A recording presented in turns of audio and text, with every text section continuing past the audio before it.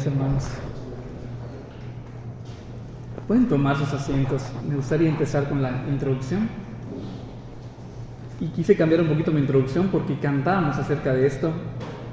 Es muy agradable cuando lo que cantamos también lo predicamos, ¿verdad? Y me recordó estos puntos muy importantes que quisiera comentar antes de empezar. A veces, cuando no hemos conocido esta verdadera doctrina, la palabra o alguien que nos predique sin diluir el evangelio, ¿verdad? Y ustedes lo saben, la persona de Dios, la persona divina de Dios, tiene muchos atributos sorprendentes que están fuera de lo que nosotros podemos entender, que sobrepasan las reglas del universo que nosotros vemos. Amén. Y ese es el Dios que adoramos. El Dios que adoramos no es conocido en el mundo, no es popular. Para el mundo la idea cultural de Dios es un viejito, es un ancianito que está sentado en un trono solamente. Es un Dios que a veces es bueno, que no va a condenar a nadie. Esas son las ideas populares. Pero cuando vamos a la Biblia conocemos a este Dios que adoramos, el que merece toda la gloria y el que no va a compartir su gloria con nadie. Amén. Bueno, en esta mañana quisiera ir a un capítulo de la Biblia en el que un hombre quiso robarle la gloria a Dios. Un hombre quiso llevarse un poco de la gloria de Dios. Quiso sentirse más poderoso que Dios. Porque este hombre era un rey que tenía mucho poder, tenía mucha autoridad. Pero yo digo de esta manera que a este rey se le subió el poder a la cabeza. Porque nuestro corazón así es. Nos dejamos llevar, empezamos a pensar cosas que no son, y si no nos guiamos por la palabra de Dios, nos va a pasar algo similar a lo que le pasó a este rey, que teniendo tanto poder, consideró que podría ser más obedecido él que Dios. Vamos a abrir nuestras Biblias en el libro de Daniel, capítulo 3.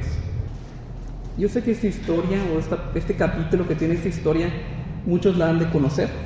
En lo personal no había profundizado en él, y eso es lo que quiero hacer esta mañana con ustedes, que podamos aprender un poco de lo que podemos aplicar en nuestra vida a través de este capítulo. Y vamos a iniciar leyendo los primeros versículos del 1 al 7. El rey Nabucodonosor hizo una estatua de oro cuya altura era de 60 codos y su anchura de 6 codos. La levantó en el campo de Dura, en la provincia de Babilonia. Y envió el rey Nabucodonosor a que se reuniesen los sátrapas, los magistrados y capitanes, oidores, tesoreros, consejeros, jueces y todos los gobernantes de las provincias, para que viniese a la dedicación de la estatua que el rey Nabucodonosor había levantado. Fueron pues reunidos los sátrapas, magistrados, capitanes, oidores, tesoreros, consejeros, jueces y todos los gobernadores de las provincias a la dedicación de la estatua que el rey Nabucodonosor había levantado, y estaban en pie delante de la estatua que había levantado el rey Nabucodonosor. Y el pregonero anunciaba en voz alta: mándese a vosotros, oh pueblos, naciones y lenguas, que al oír el son de la bocina, de la flauta, del tamboril, del arpa, del salterio, de la zampoña y de todo instrumento de música, os postréis y adoréis la estatua de oro que el rey Nabucodonosor ha levantado. Y cualquiera que no se postre y adore inmediatamente será echado dentro de un horno de fuego ardiendo. Por lo cual, al oír todos los pueblos el son de la bocina, de la flauta, del tamboril, del arpa, del salterio, de la zampoña y de todo instrumento de música, todos los pueblos, naciones y lenguas se postraron y adoraron la estatua de oro que el rey Nabucodonosor había levantado. Este es el primer punto y la primera parte en la que quiero dividir este capítulo. Lo vamos a dividir en 5 puntos: el mandato, el que ya hemos leído, la acusación, la respuesta, el castigo Y por último, un desenlace. La realidad es que voy a abarcar todo el capítulo y no agregué más versículos porque son bastantes, pero los voy a ir mencionando. No agregué en las diapositivas, quise decir, los voy a ir mencionando algunos versículos complementarios. Y empezando con este mandato, tenía que ver con una estatua que el rey Nabucodonosor había pedido que se edificara en ese campo, una llanura llamada Dura. Y la primera pregunta que nos hacemos es: ¿por qué él había hecho esto?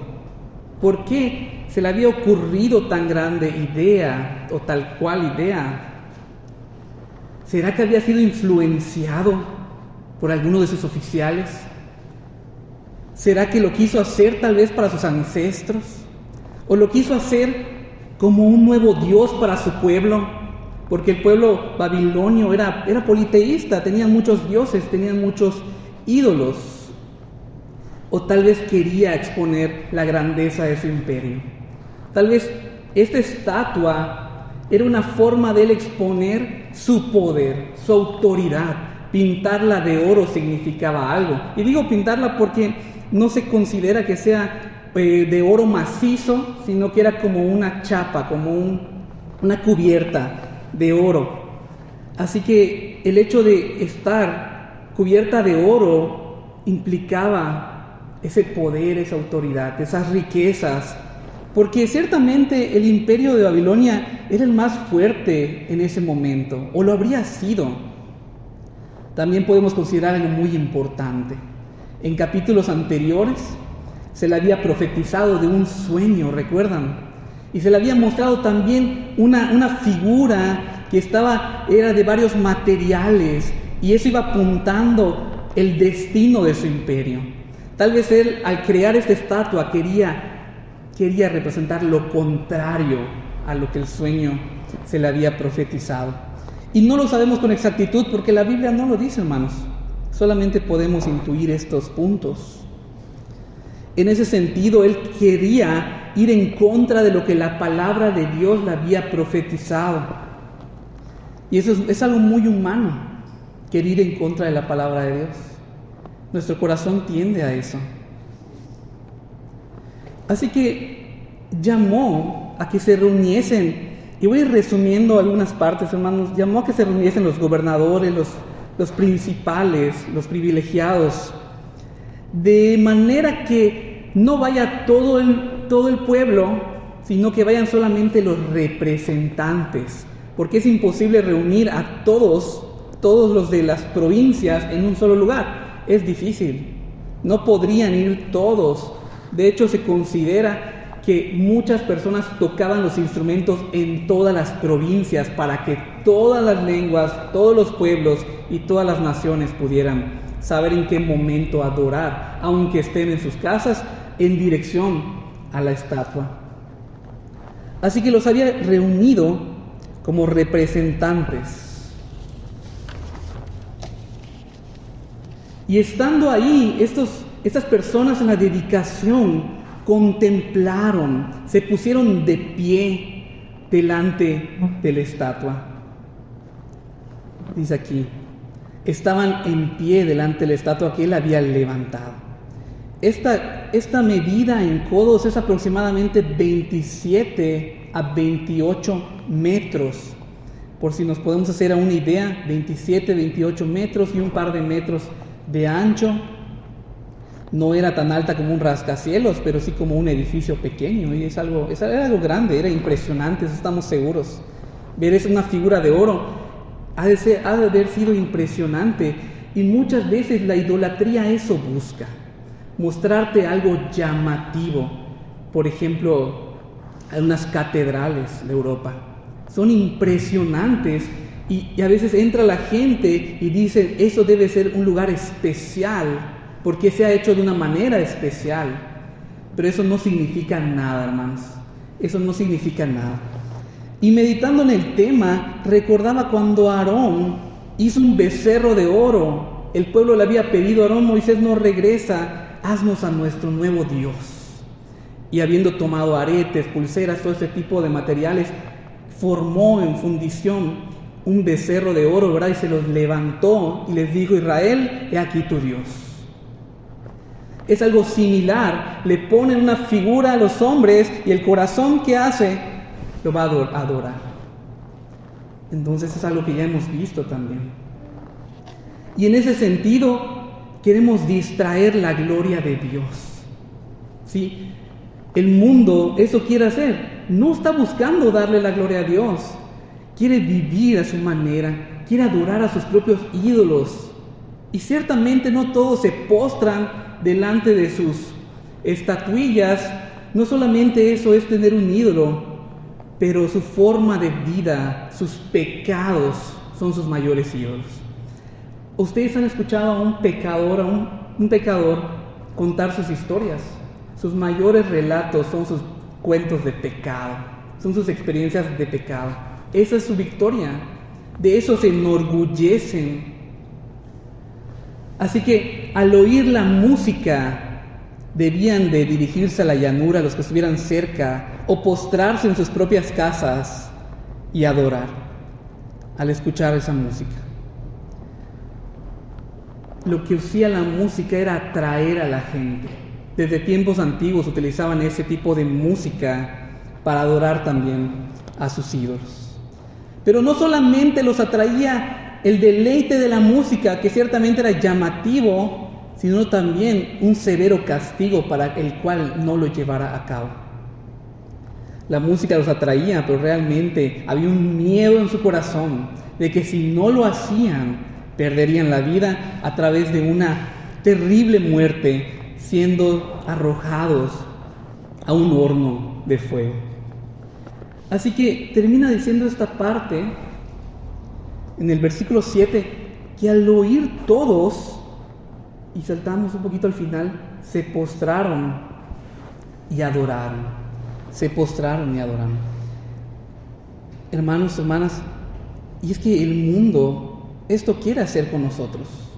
El mundo quiere que nosotros, como creyentes, nos adaptemos a ellos, que nosotros tomemos la forma, seamos moldeados a ellos. Por eso no debemos de convivir tanto, ¿verdad? En ese sentido, hacer las cosas que ellos hacen, ir y convivir en sus pecados.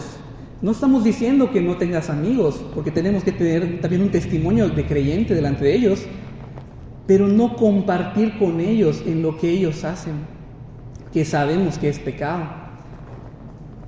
O no te preguntan: ¿y tú por qué no tomas? ¿Y tú por qué no fumas? ¿Y tú por qué no engañas a tu esposa? Suceden esas cosas, hermanos.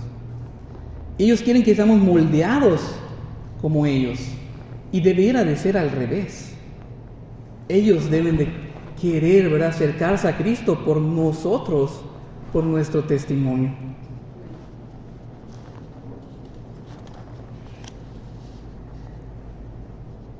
Así que esto no está muy lejos de nuestra realidad. El mundo está yendo en contra de Dios, está caminando en contra de Dios y va a querer que tú camines en contra de Dios, y no les vas a agradar cuando tú digas que tú quieres ir y caminar hacia Cristo, que tú estás llevando una vida caminando hacia Cristo, hermanos. Vamos a pasar a nuestro segundo punto, a la acusación. Y está implícito, no hay un versículo, pero está implícito, hermanos, que habían ciertos varones judíos, creo que ustedes los conocen, que posiblemente estuvieron en la dedicación, pero que guardaron sus vidas, su fidelidad a Dios, al Dios verdadero, y no se postraron, y no adoraron. Y se puede considerar que estuvieron en la dedicación, pero no lo hicieron. Pero no se postraron y no adoraron la estatua. Esos hombres eran Sadrach, Mesach y Abednego, que desde su infancia o su juventud temprana habían sido llevados cautivos a Babilonia, ¿verdad? Y con el tiempo y con la ayuda también de su amigo Daniel, que en este capítulo no es mencionado, o no aparece más bien, ellos habían alcanzado puestos de privilegio en Babilonia habían sido puestos sobre los negocios de las provincias de Babilonia. Y eran conocidos por el rey Nabucodonosor. Y eran considerados por él como personas conocidas y que seguramente le agradaban. Pero algunos caldeos, versículo 8, por esto en aquel tiempo algunos varones caldeos vinieron y acusaron maliciosamente a los judíos. Hablaron y dijeron al rey: Rey, para siempre vive. Tú, oh rey, has dado una ley que todo hombre al oír el son de la bocina, de la flauta, del tamboril, del arpa, del salterio, de la zamponia y de todo instrumento de música se postre y adore la estatua de oro, y el que no se postre y adore sea echado dentro de un horno de fuego ardiendo. Estas personas que están acusando envidiaban los puestos de estos varones judíos. Y había varias razones por las cuales los podrían haber envidiado o odiado. Porque tal vez no eran naturales de Babilonia, tal vez pensaban que no lo hacían bien su trabajo, o tal vez también los detestaban porque no adoraban a sus dioses y no adoraban a la estatua. Y esta última es la más posible, que no adoraban a los dioses babilonios. Eran diferentes, se guardaban de esto.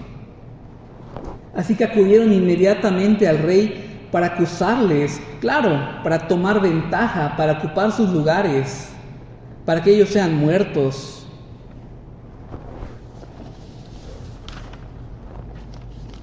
Y habían sido acusados de cometer grave delito. ¿Por qué? Porque tenían puestos de honor, tenían puestos privilegiados, eso es cierto. Así que no solamente era el hecho de no haber obedecido al mandato, sino que no haber obedecido teniendo tan alto puesto, como si le hubiesen faltado el respeto al rey, o haberse portado ingratos hacia el rey, ya que ese puesto se los había dado el mismo rey. Y son acusados a través de estas expresiones: no sirven a tus dioses, es decir, que ya les llevaban la pista. Ya los habían estado observando, vigilando. No sirven a tus dioses, ni adoran la imagen, la estatua que has levantado. No se inclinaron ante ella. Y lo que ellos están haciendo es provocar la ira del rey, ¿no? Provocarlo para que se enfurezca, para que se enoje, para que exija el máximo castigo hacia ellos. Pero de verdad que esto se pone muy interesante, se pone de verdad impresionante. Y dice, al instante ellos fueron traídos delante del rey. ¿Cuál era el mandato? Que el que no se postre y no adore sea arrojado al horno de fuego. Y el rey no hace eso, sino que dicen, que me los traigan, que comparezcan, como si hubiese un juicio y el juez fuera el rey, fuera Nabucodonosor. Entonces dijo él que los trajesen. Al instante fueron traídos estos varones rápidamente, inmediatamente. Y habló Nabucodonosor y les dijo: ¿es verdad, Sadrach, Mesach y Abednego, que vosotros no honráis a mi Dios, ni adoráis la estatua de oro que he levantado? ¿Es cierto lo que dicen? ¿Cierto lo que me dijeron? Y decía que es muy impresionante porque ellos no intentaron huir. Ellos sabían cuál era el mandato. Y a expensas de eso, sabiéndolo y sabiendo que no se habían postrado, que no habían adorado, en ningún momento ellos trataron de huir. Ellos fueron directo hacia el rey.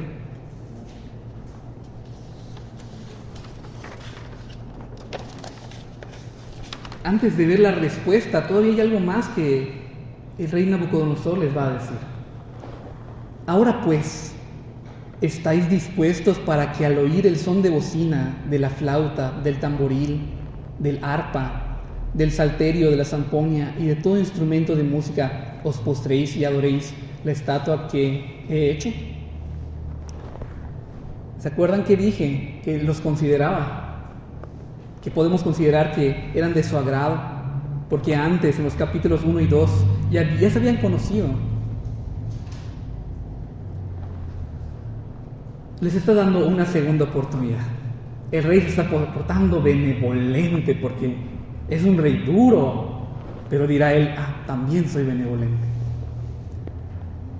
Tal vez eso estaba pensando y les dice, ¿están dispuestos a que al sonar la música ustedes postren y adoran?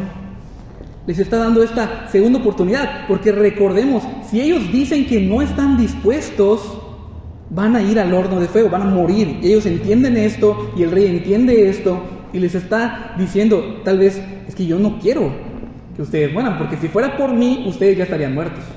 ¿Sí? Así que ellos van a dar una respuesta, pero todavía aquí el rey Nabucodonosor de nuevo saca lo que hay en su corazón. Leamos. Porque si no la adorareis, en la misma hora seréis echados en medio de un horno de fuego ardiendo. ¿Y qué Dios será aquel que os libre de mis manos? He ahí el meollo del asunto. No hay Dios que sea más fuerte que yo. Eso es lo que él está diciendo. No hay Dios que te pueda librar de mí, de lo que yo mande. Si yo digo que tú te mueres, tú te mueres. Si yo digo que tú vives, pero no hay Dios que te pueda librar de lo que yo diga. Y hay el hombre que el poder se le subió a la cabeza y que cree que es más fuerte, más poderoso, cree que tiene más autoridad que Dios. ¿O no le dijeron que toda autoridad es dada por Dios? ¿O no le habían dicho que vendría una nación más fuerte que la de él y que los iba a destruir? Y que iba a tomar todo lo que él tiene. Cosa que pasa después. ¿Quién te dio la autoridad? Y todos los que están en autoridad tienen ese riesgo, hermanos. Olvidar que Dios les dio esa autoridad para servir. Así que la vida de estos tres varones está en juego, está en un punto que no hay retorno. Y ahí es donde sale la verdadera fe, sale el verdadero creyente, cuando hay un costo por la vida.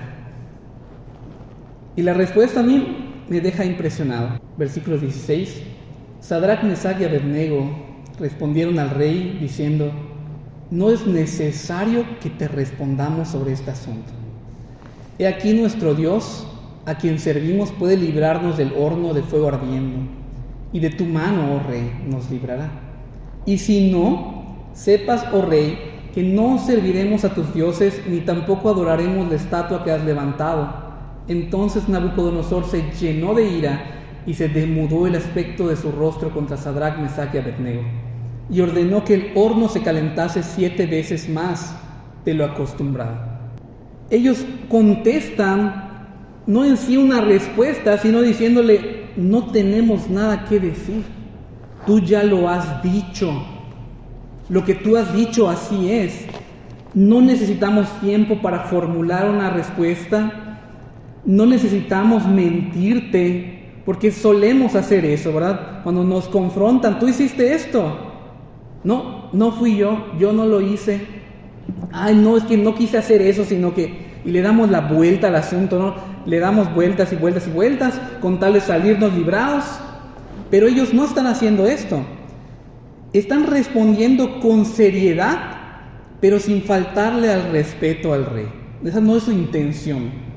No es su intención faltarle al respeto a su autoridad de ninguna manera, sino realmente están diciendo, no tenemos nada que decir y tú da el castigo que ya has dicho.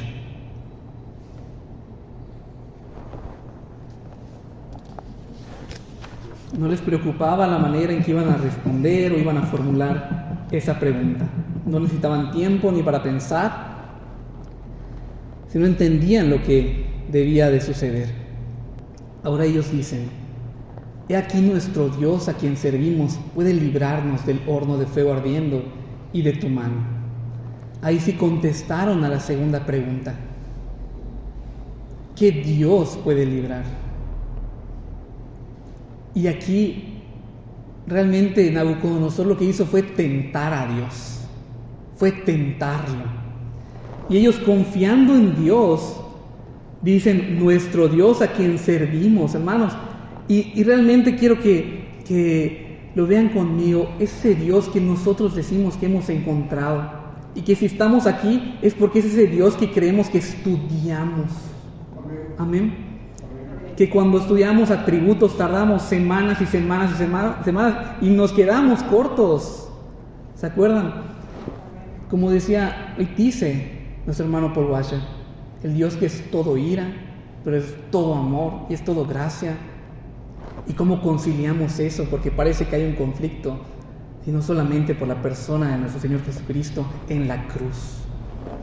Para poder conciliar este Dios justo, pero también misericordioso, que no tiene por inocente al culpable, pero que tiene misericordia de muchos. Así que esa es su fe. Esa es una fe genuina, esa es una fe firme, cuando ellos dicen: y si no, nuestro Dios sigue siendo nuestro Dios. Y yo no me voy a someter, y yo no me voy a postrar. Ellos dicen: y no nos vamos a postrar a tus dioses. Dice: y si no sepas, oh rey, que no serviremos a tus dioses, y si morimos, moriremos como siervos del Dios verdadero, siervos del Dios altísimo, y no serviremos a tus dioses, ni tampoco adoraremos la estatua que has levantado. ¿Qué pasa entonces ahora? El rey se llena de ira. Ese rostro que al principio fue como más amable, queriéndoles dar una oportunidad, ahora se ha tornado, se ha demudado y está enojado, está furioso, porque lo que el rey quiere es ser obedecido antes que el Dios de los varones judíos. Él quiere ser obedecido antes que su Dios. Noten esto.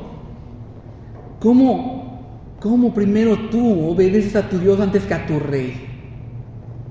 Pero Nabucodonosor no entiende esto, que el rey de todo el universo es el Dios de Sadrach, de Mesach y de Abednego.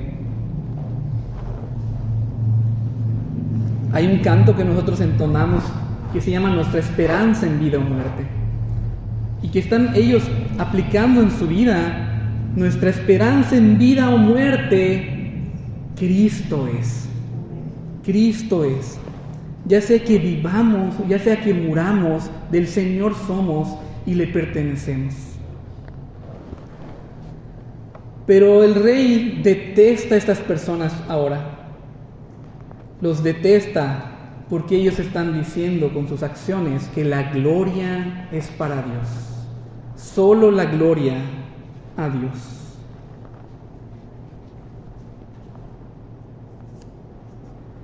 Hay un principio también muy importante que ellos han entendido, a pesar de que no han leído el Nuevo Testamento, que es mejor obedecer a Dios antes que a los hombres. Y eso ya lo hemos escuchado, ¿verdad, hermanos? Si estamos en la situación en que se nos está pidiendo pecar por obedecer a alguna autoridad, deliberadamente no lo debemos hacer. No lo debemos hacer, aunque tal vez paguemos consecuencias.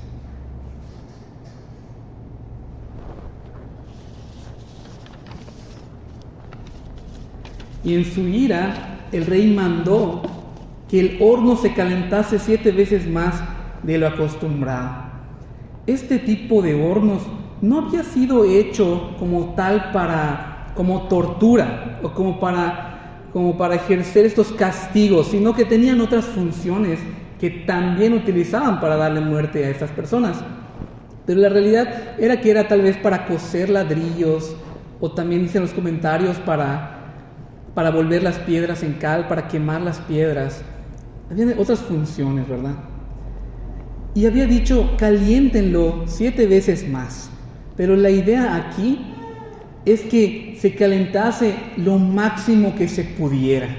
No exactamente 7 veces más de combustible, ya sea madera o ya sea, leña o carbón, sino que se calentase lo más posible, porque su ira se había encendido. Vamos a nuestro punto número 4, el castigo.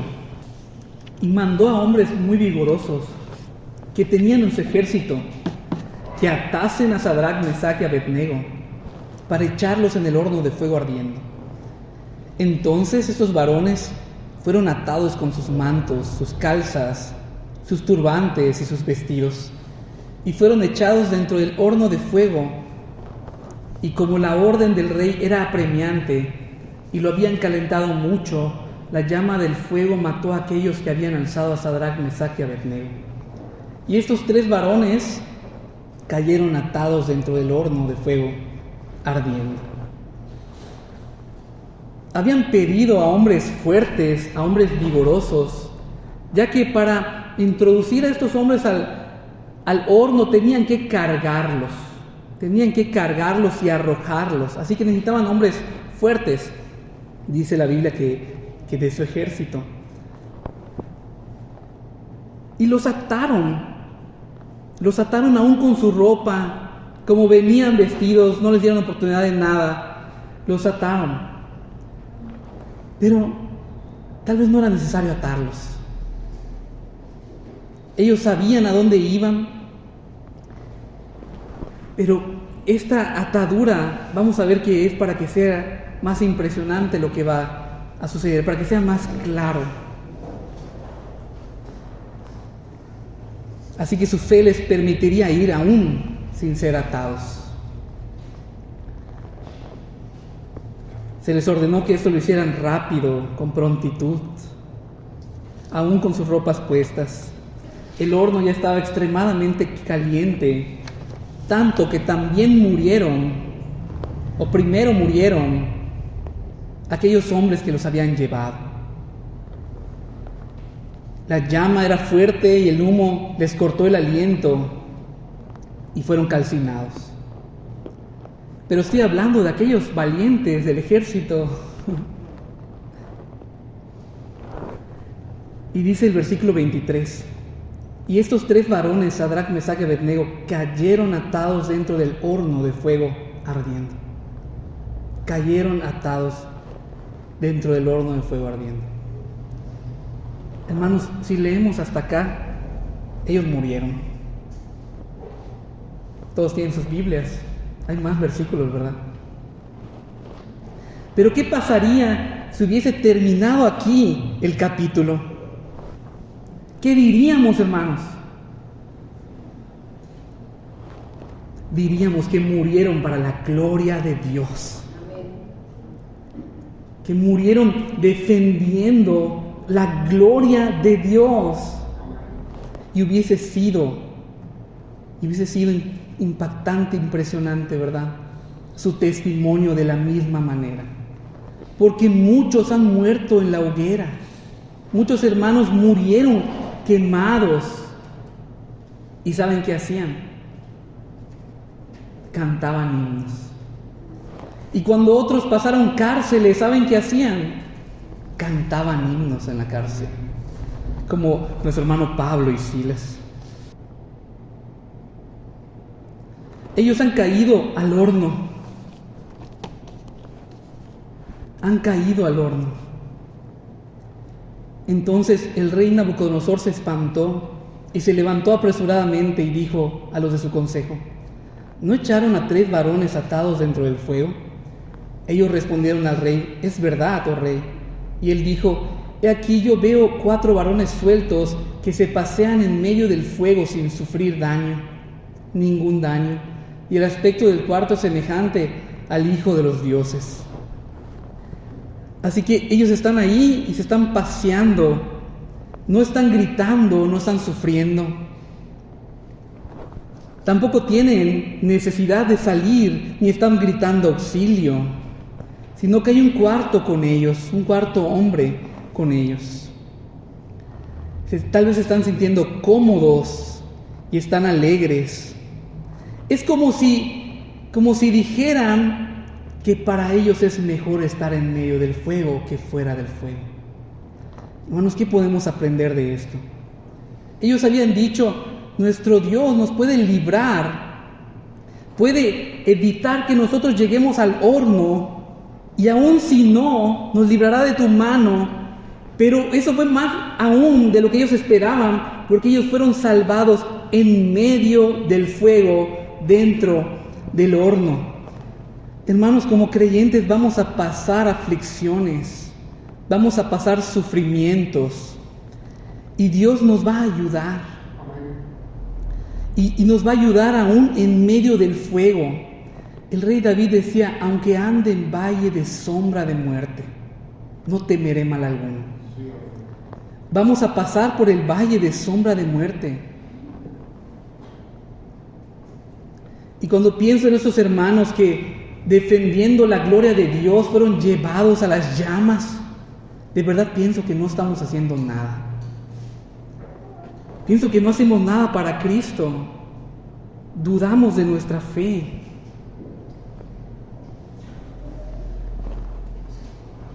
Ellos no están sufriendo daños, ni en sus cuerpos, ni en sus ropas.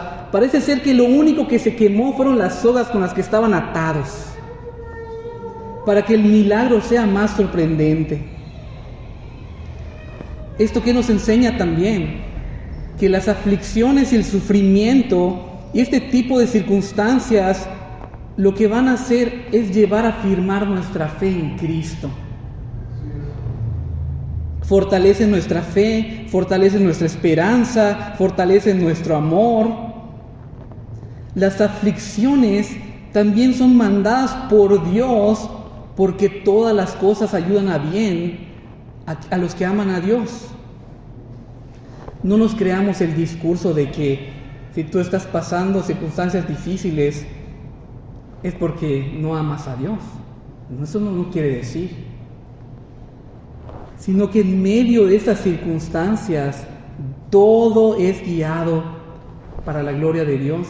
Todo es guiado para que seamos edificados en Cristo. En ocasiones para nuestro bien temporal, en ocasiones solamente para el bien espiritual, pero siempre todo apuntando a la gloria de Dios. Y aparecía, dice el rey Nabucodonosor, veo 4 varones que se pasean en el fuego sin sufrir ningún daño, y el aspecto del cuarto semejante al Hijo de los Dioses. Hermanos, la mayoría de los comentarios opinan lo mismo que nosotros, que es nuestro Señor Jesucristo. No en su forma encarnada, sino una forma preencarnada en la cual Él se puede hacer presente como lo hizo en otros momentos. Cristo iba a estar en el horno, no fuera del horno.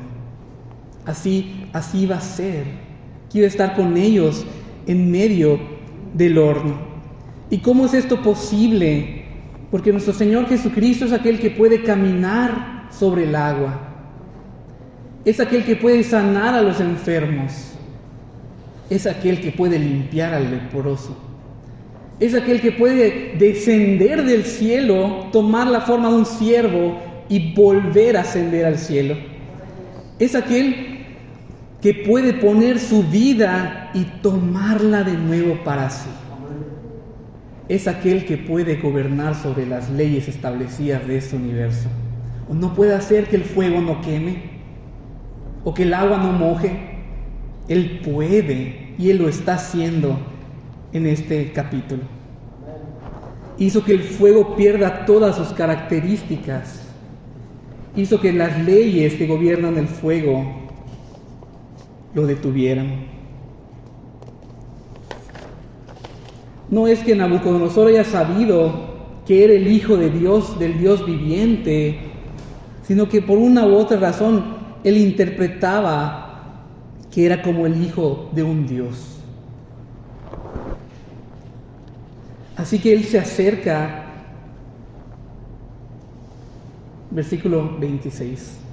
Entonces Nabucodonosor se acercó a la puerta del horno de fuego ardiendo y dijo: Sadrach, Mesach y Abednego, siervos del Dios Altísimo, salid y venid.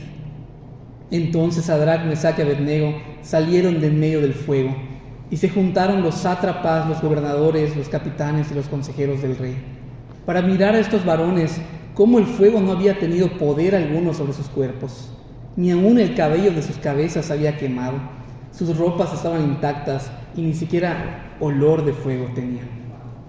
Así que ahora se acerca y les vuelve a hablar por sus nombres. Les vuelve a hablar por sus nombres. Y eso es a lo que mi hermano Jorge diría. Pero cuando ves un milagro hecho sobre alguien o con alguien, lo empiezas a ver diferente. Dices, Dios lo guarda. No es que ellos hayan hecho un milagro, es que Dios está con ellos. O como veían a Moisés cuando Dios lo usaba. Y le dice, vengan, salgan. No porque tuvieran la prisa por salir, pues están allí con el Señor, sino porque obedecen.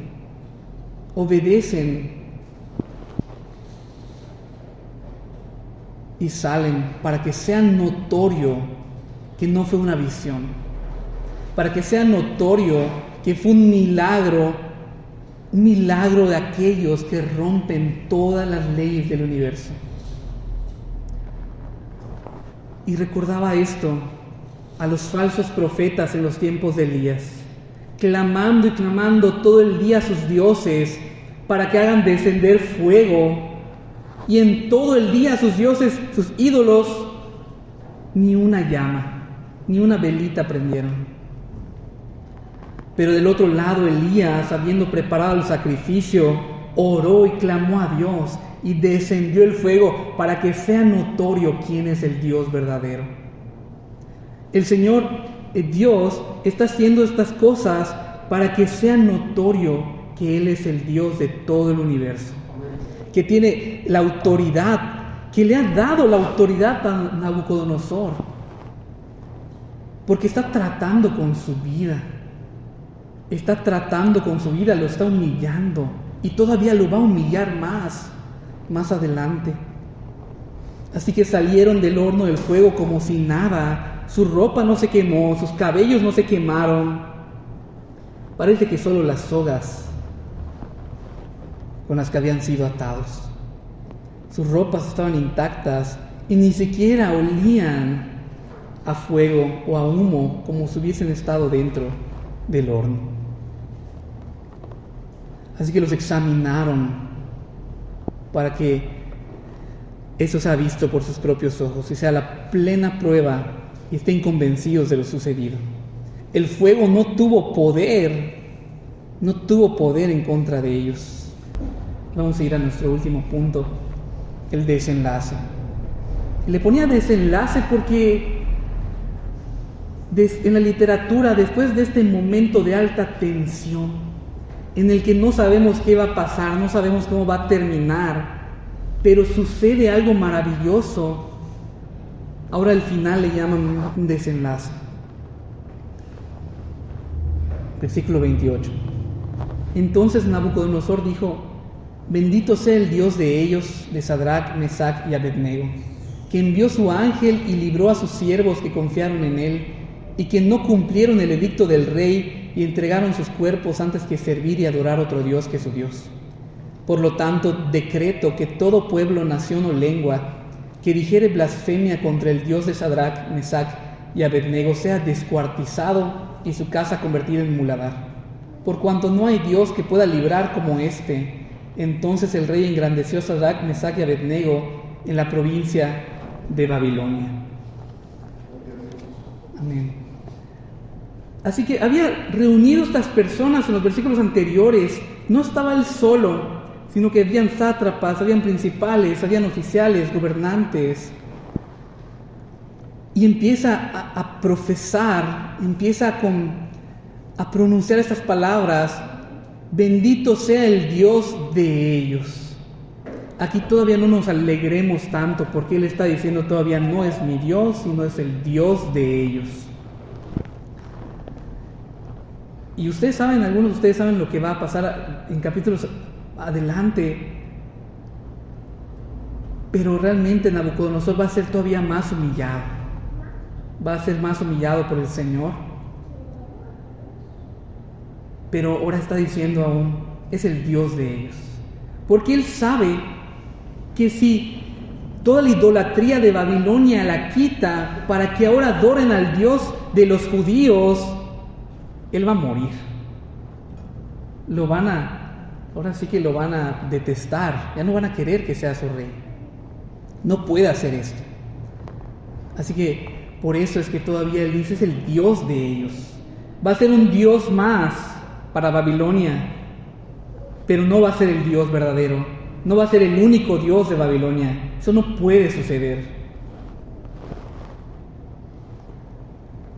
Pero sea bendito, porque envió a su ángel, los libró, porque confiaron en Él, porque no cumplieron el edicto del rey y entregaron sus cuerpos antes que servir y adorar a otro Dios. Primero pusieron sus vidas sobre la mesa, a pesar de que corrían peligro de muerte. Pero fueron librados.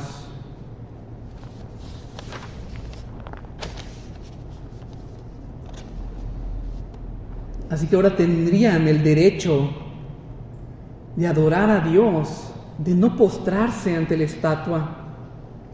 Y ninguna persona podría blasfemar en contra de su Dios. Ellos entregaron sus cuerpos y lo hicieron con valentía, no lo hicieron con temor, no intentaron huir, no usaron de mentiras para salirse del castigo, sino que ellos, a pesar de ser atados, fueron convencidos de que la gloria es para Dios.